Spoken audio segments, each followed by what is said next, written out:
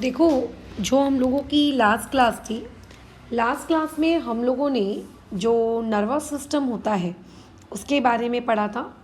And nervous system को आप basically कितने पार्ट्स में क्लासिफाई करते हो, ठीक है, इसके बारे में भी हम लोगों ने बात की थी। तो आज की जो हम लोगों की क्लास है, इस क्लास में हम लोग हमारे जो सेंट्रल नर्वस सिस्टम का one of the most important component है, ठीक है, दैट इज़ ब्रेन, इसके बारे में बात करेंगे। जैसे कि ये चीज़ हम लोग जानते हैं कि हम लोगों का जो नर्वस सिस्टम होता है दो कैटेगरीज में क्लासिफाई होता है। पहला होता है आप लोगों का सेंट्रल नर्वस सिस्टम और एक होता है आप लोगों का peripheral nervous system. Central nervous system की अगर मैं क्लासिफिकेशन करूं तो अगेन वो दो पार्ट्स में क्लासिफाई होता है। एक उसका सबसे इम्पॉर्टेंट कंपोनेंट होता है ब्रेन और दूसरा उसका जो सबसे इम्पॉर्टेंट कंपोनेंट होता है वो होता है स्पाइनल कॉर्ड, यानी कि रीढ़ की हड्डी। ठीक है, आप जब बैठते हो तो आपकी जो पीछे की पीठ है, राइट, उस पीछे की पीठ में जो आपको कड़क कड़क सा सेंटर पे फील होता है ना, that is basically your spinal cord.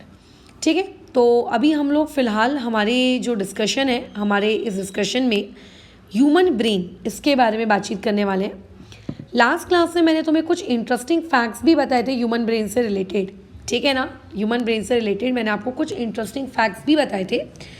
तो आज हम लोग हमारे सिलेबस में 9-10 के सिलेबस में जितनी चीज़ें हमारे ब्रेन में परमिट होती है, हम उस बारे में बात करेंगे, ठीक है। तो देखो, सबसे पहला बातचीत अगर मैं ब्रेन के बारे में पढ़ूँ या ब्रेन के बारे में अगर मैं करूँ, तो जो ह्यूमन ब्रेन होता है, इस ह्यूमन ब्रेन को टोटल इंटरनली अंदर से 3 पार्ट्स में डिवाइड किया जाता है। ठीक है, मैं किसकी बात कर रही हूँ? मैं ब्रेन की बात कर रही हूँ, ठीक है ना। मैं किसकी बात कर रही हूँ? ब्रेन की। हमारा जो ब्रेन होता है वो एकदम प्यारा सा मस्कुलर ऑर्गन है, ऊपर नीचे उबड़ खाबड़ जैसा दिखता है, और जिसमें हम लोगों के बाल उगते हैं, ठीक है, जो हम लोग टच करते हैं, दैट इज़ अवर खोपड़ी, वो हमारा स्कल होता है।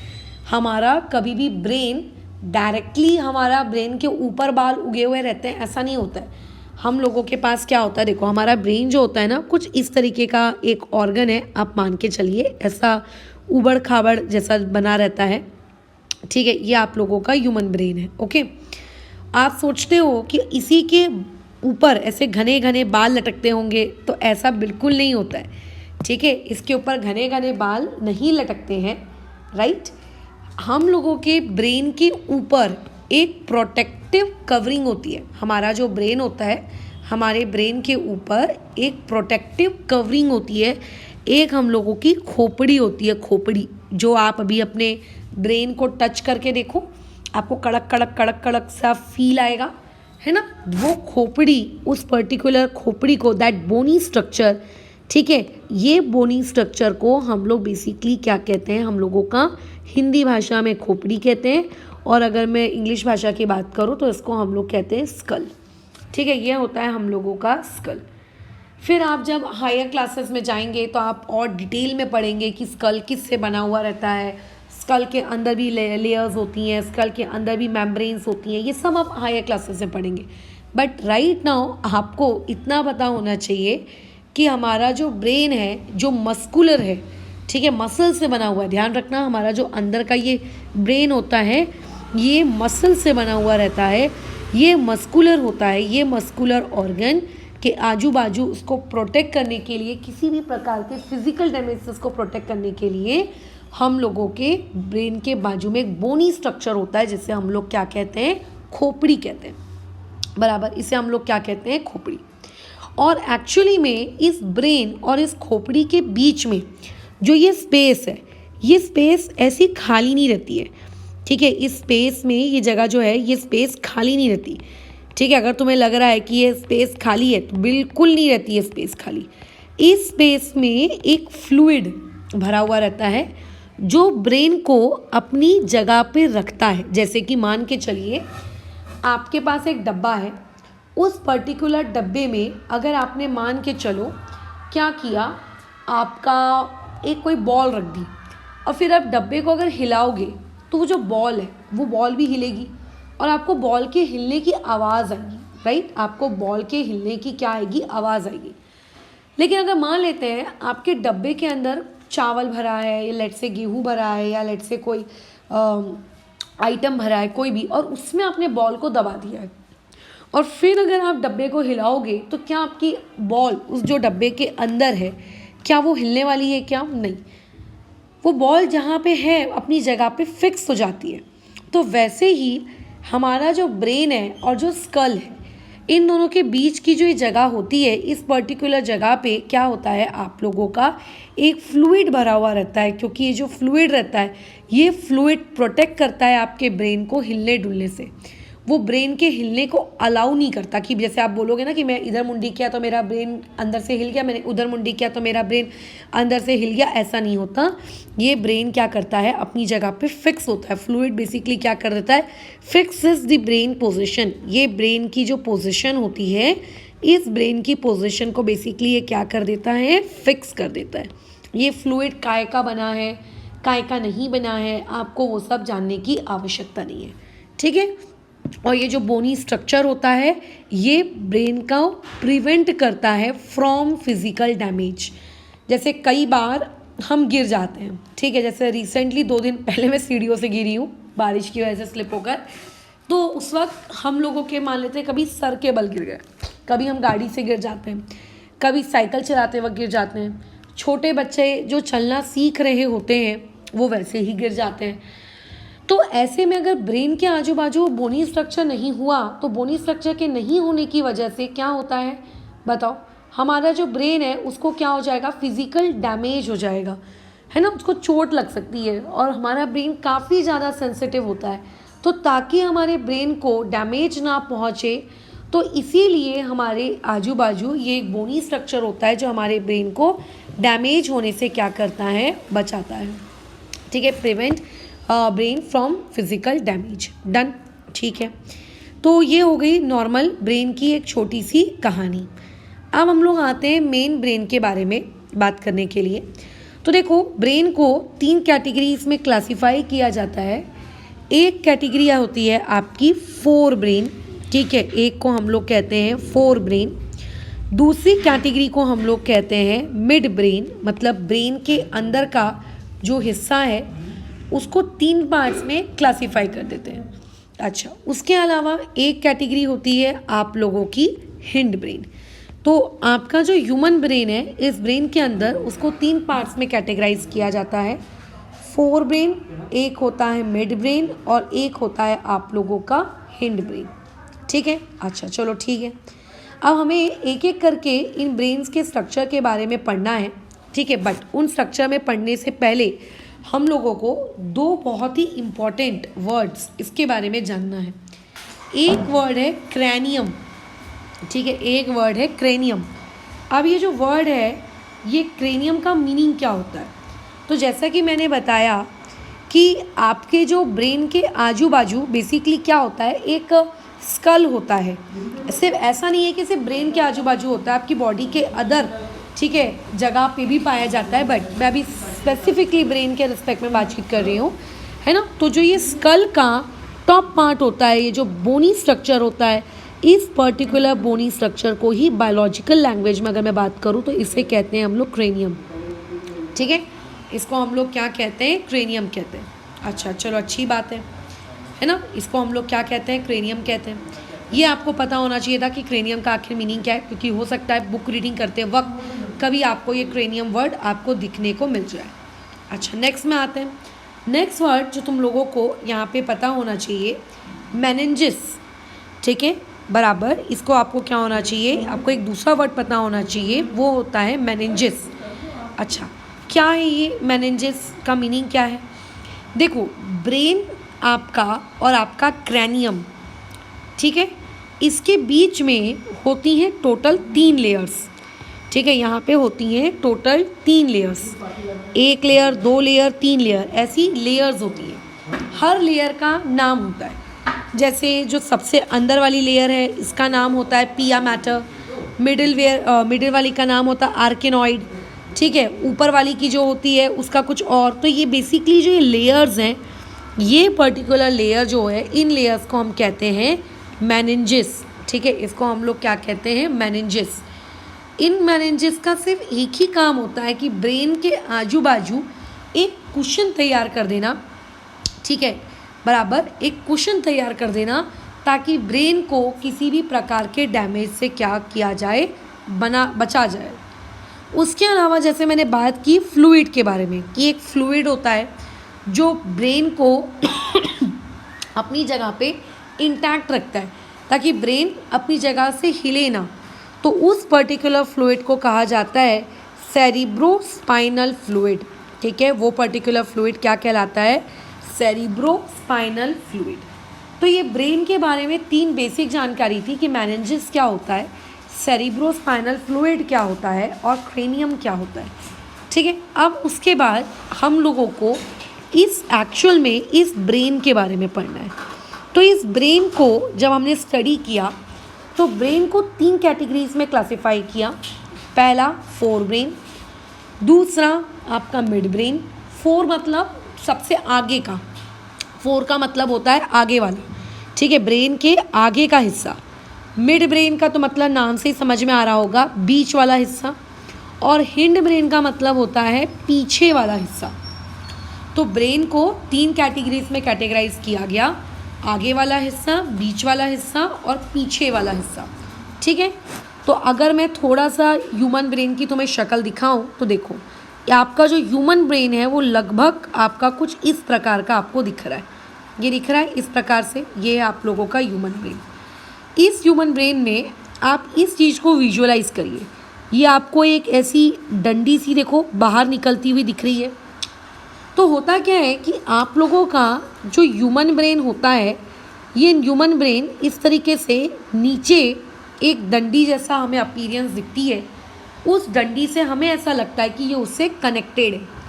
तो दैट पर्टिकुलर डंडी जब वो नीचे चली जाती है, वो डंडी जैसा पार्ट जब हमारी बॉडी में नीचे की तरफ जाता है, उस पर्टिकुलर डंडी जैसे पार्ट को हम लोग कहते हैं स्पाइनल कॉर्ड। उस डंडी जैसे पार्ट को हम लोग क्या कहते हैं, स्पाइनल कॉर्ड। ठीक है, उस पर्टिकुलर डंडी जैसे पार्ट को हम लोग क्या कहते हैं, स्पाइनल कॉर्ड। लेकिन ब्रेन और स्पाइनल कॉर्ड को आपस में कनेक्ट कर रहा है ये पार्ट। ये देखो, ये आपको इस तरीके का कुछ कर्व्ड जैसा पार्ट दिख रहा है ना, ये कर्व जैसा पार्ट आपको दिख रहा है। ये जो पार्ट है जो आपके ब्रेन को, ऊपर के ब्रेन को और नीचे के स्पाइनल कॉर्ड को, ठीक है, दोनों को आपस में जो ये कनेक्ट करके रखता है, इस पर्टिकुलर पार्ट को एक बहुत ही प्यारा सा नाम दिया जाता है, that is basically known as medulla oblongata. ठीक है, इसका नाम होता है मेड्यूला ऑब्लोंगेटा। ठीक है, इसका नाम क्या होता है, मेड्यूला ऑब्लोंगेटा। ये मेड्यूला ऑब्लोंगेटा क्या करता है, ये मेड्यूला ऑब्लोंगेटा आप लोगों के नीचे के स्पाइनल कॉर्ड को और आपके ऊपर के ब्रेन को आपस में क्या करता है, कनेक्ट करने का काम करता है। कौन, ये मेडुला ऑब्लोंगेटा। ठीक है, अच्छा, जैसे ही आप मेडुला ऑब्लोंगेटा से थोड़ा सा ऊपर की तरफ मूव किए, ठीक है, तो आपने ये देखा कि ब्रेन को हमने अलग अलग शेड्स में कलर करके रखा है। थोड़ा सा रेड पार्ट दिख रहा है, थोड़ा सा ग्रीनिश दिख रहा है, थोड़ा सा येलोइश दिख रहा है, और उसके बाद आप लोगों को फिर थोड़ा सा, मैं क्या कहूँ, येलो येलो जैसा दिख रहा है ना। अच्छा, ठीक है, तो देखो अभी मैं अगर ब्रेन के बारे में बात करूँ तो ब्रेन को आप लोग टोटल, ठीक है, क्या करते हो, 4 लोब्स में डिवाइड करते हो। ये जो आपको दिख रहा है ना, ये अलग अलग colour, that is lobe number 1, lobe number 2, lobe number 3, lobe number 4। ये आपको क्या दिख रहा है, टोटल 4 लोब्स दिख रहे हैं, राइट। ये चारों लोब्स में हम अपने ब्रेन को क्या करते हैं, डिवाइड करके रखते हैं। खैर अभी आपके क्लास 9th की जो बुक है, इसमें इतना खैर डिटेल में चीज़ें दी नहीं है ना, कि कौन से कितने लोब्स हैं, किसका क्या फंक्शन है। लेकिन जो तुम्हारे मेन सिलेबस की चीज़ है वो बेसिकली बस इतनी है, hind brain, mid brain, fore brain बात करना, ठीक है, और उनके एक एक फंक्शन। एक मिनट रुकोगे,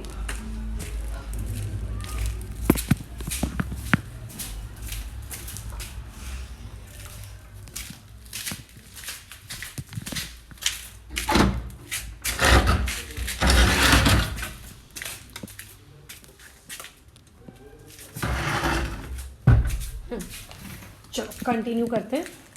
तो बस आपको इनके फंक्शंस को पढ़ना है और ज़्यादा आप लोगों के सिलेबस में कुछ चीज़ें परमिट नहीं की गई है। अच्छा चलो ठीक है, पढ़ लेते हैं क्या है हमारे सिलेबस में। तो ये देखिए, जैसा कि मैंने बताया, वो जो डंडी होती है जो आपके ब्रेन को और आपके स्पाइनल कॉर्ड को आपस में कनेक्ट करती है, इस पर्टिकुलर डंडी को क्या कहा जाता है? Medulla oblongata. मेडुला ऑब्लोंगेटा के पास आपको ये एक थोड़ा सा फूला हुआ स्ट्रक्चर दिखता है ना? ये थोड़ा सा फूला फूला सा स्ट्रक्चर दिखता है, राइट? तो ये जो आपको थोड़ा सा फूला फूला सा स्ट्रक्चर दिखता है, इसको हम लोग कहते हैं पॉन्स। इस पर्टिकुलर डायग्राम में अगर मैं देखूं तो ये जो मुझे फूला हुआ स्ट्रक्चर यहाँ दिख रहा है, ठीक है, ये जो फूला हुआ स्ट्रक्चर मुझे यहाँ दिख रहा है, ये फूला हुआ स्ट्रक्चर बेसिकली क्या है? मेरा पॉन्स। अच्छा चलो ठीक है भाई, पॉन्स है। अब आगे क्या? आगे ये कि हम लोगों को ब्रेन के बारे में पढ़ना है। तो ब्रेन में ये जो फोर ब्रेन होता है, जैसा मैंने कहा कि फोर ब्रेन होता है, मैडम आप किस हिस्से को फोर ब्रेन कहते हो?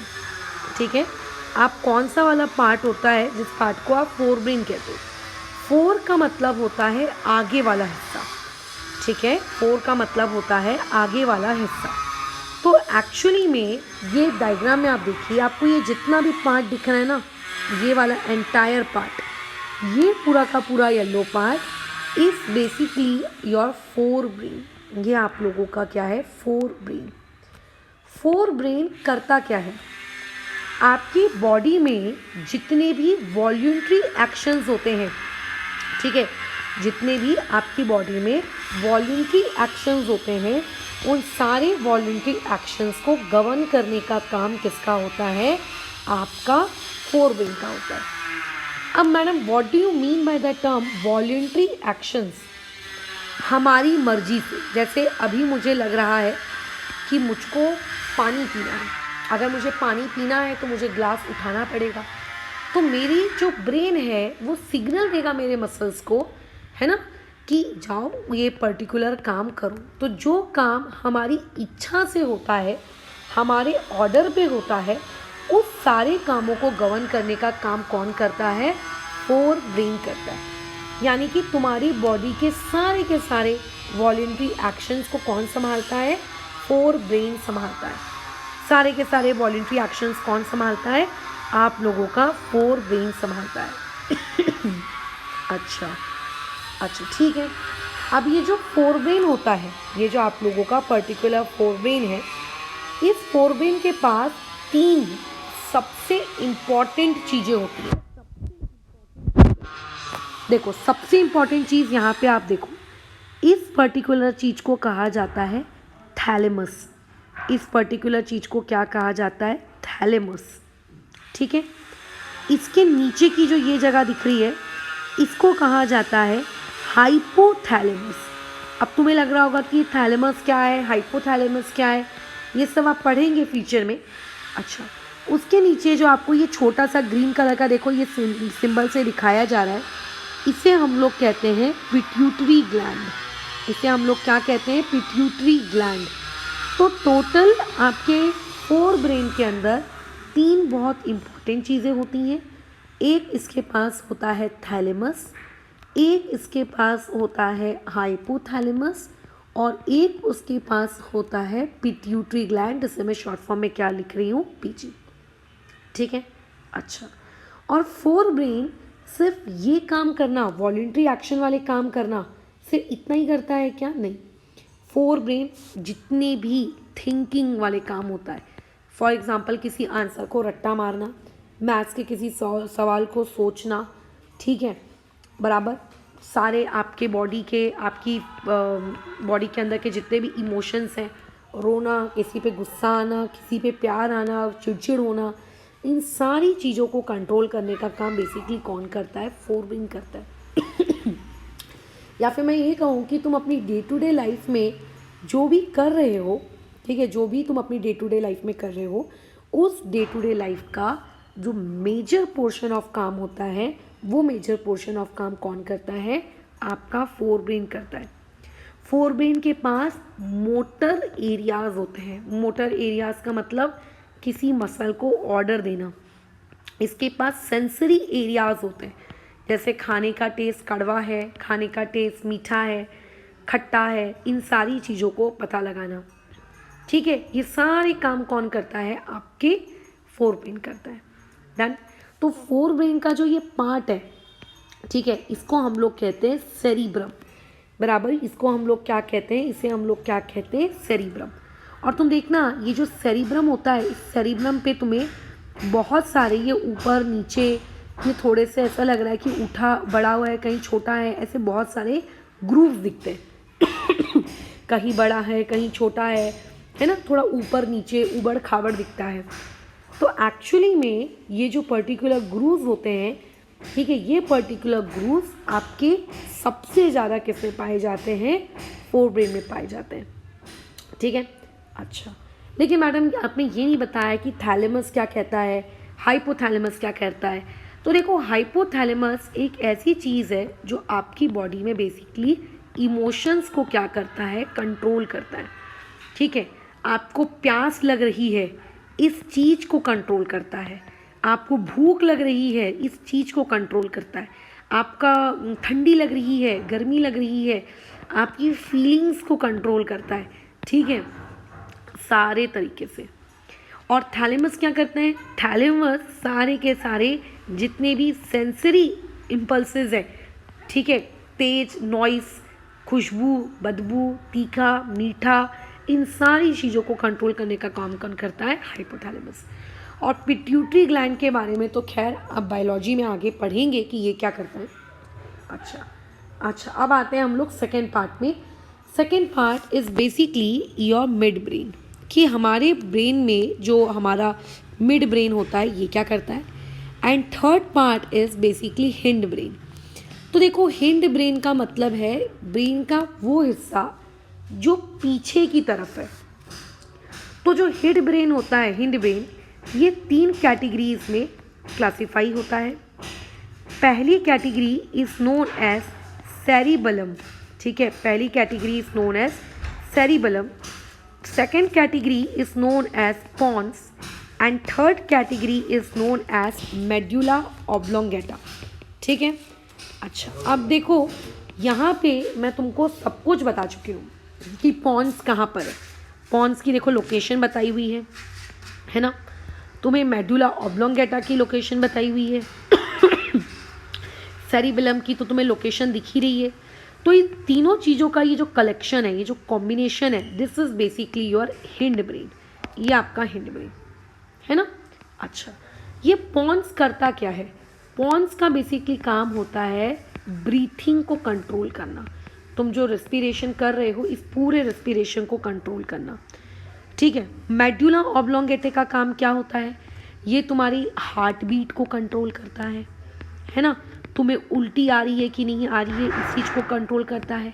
कफ एंड स्नीज, जो तुम्हें सर्दी जुकाम होता है उसको ये कंट्रोल करता है, राइट। तुम्हारे बॉडी के अंदर के ब्लड प्रेशर को ये कंट्रोल करता है। तो अच्छा, सेरिबेलम क्या करता है? ये बैलेंस बनाने के काम आता है। जब तुम गाड़ी चलाना सीखते हो, चलना सीखते हो, साइकिल चलाना सीखते हो, उस वक्त जो बैलेंसिंग की रिक्वायरमेंट होती है, ये बैलेंसिंग की रिक्वायरमेंट को सेरिबेलम पूरा करता है। तो तुम ये देखोगे कि हिंड ब्रेन के ये जो 2 पार्ट्स हैं, पॉन एंड मेडुला ऑब्लोंगेटा, ये ज़्यादातर इनवॉल्यूंटरी एक्शंस को कंट्रोल करता है। इनवॉल्यूंटरी एक्शंस का मतलब जो हमारे कंट्रोल में नहीं है। ठीक है, जो हमारे कंट्रोल में नहीं है। अगर ब्रीथिंग हमारे कंट्रोल में हो जाए ना, तो जब हम रात को सो जाते हैं तो ऐसे में तो हमारी ब्रीथिंग भी रुक जानी चाहिए। बट हमारी ब्रीथिंग रुकती है क्या? नहीं, हमारी ब्रीथिंग नहीं रुकती। क्या अगर हम जब सो जाते हैं, अगर हमारे कंट्रोल में होता तो मेडुला ऑब्लोंगेटा के बजाय अगर हम कंट्रोल कर रहे होते तो रात को जब हम सो रहे होंगे तो उस वक्त तो हम लोग फिर हमारी हार्ट बीट ही रुक जाती। तो बेसिकली हिंड ब्रेन आपकी बॉडी में ज़्यादातर इनवॉल्यूंटरी एक्शंस को क्या करता है? ये कंट्रोल करता है। अब आ जाती है मिड ब्रेन की। तो मिड ब्रेन मतलब फोर ब्रेन और हिंड ब्रेन के बीच का जो सेक्शन है, ये वाला, इसको हम लोग कहते हैं मिड ब्रेन। और ये मिड ब्रेन करता क्या है? ठीक है, तो बेसिकली ये ट्रांसफ़र करने का काम करता है, कैसी इंफॉर्मेशन, सेंसरी इन्फो, ठीक है, टू द सेरिब्रम। मतलब मिड ब्रेन क्या करता है, सेरिब्रम को सेंसरी इंफॉर्मेशंस देता है। तभी तो सेरिब्रम पहचान पाता है कि अच्छा ये खट्टा है, ये बदबू है, ये वो है, ठीक है। हमारी आई की और हमारी जो नेक की मसल्स होती हैं उनको ये कंट्रोल करता है। हमारी बॉडी में जो रिफ्लेक्स एक्शन होता है, हम लोग पढ़ेंगे आगे, इस रिफ्लेक्स एक्शन को ये मिड ब्रेन आपका क्या करता है, कंट्रोल करता है, ठीक है। तो इस तरीके से बहुत सारे अलग अलग हमने फंक्शंस पढ़े आपके ब्रेन के बारे में। ब्रेन के अलग अलग हम लोगों ने लोब्स के बारे में पढ़ा कि कितने प्रकार के लोब्स होते हैं। अच्छा, एक होता है हमारे ब्रेन का राइट साइड। अगर मैं ब्रेन का टॉप व्यू देखूं तो आप लोगों ने अखरोट खाया है।